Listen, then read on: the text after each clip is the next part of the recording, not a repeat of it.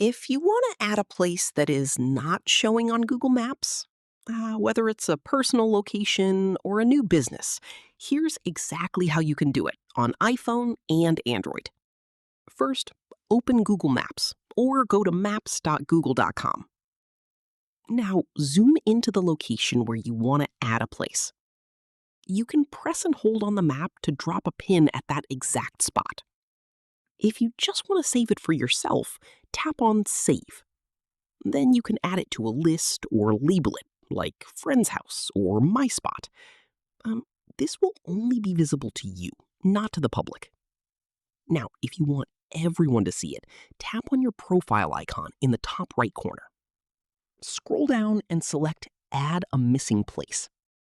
Here you can enter the name, category, and address of the location. You can also adjust the map pin if the exact location is not correct. Once everything is filled, tap Submit, and Google will review your request before adding it to Maps. If you were adding a business, like a shop or restaurant, it's better to use Add Your Business instead.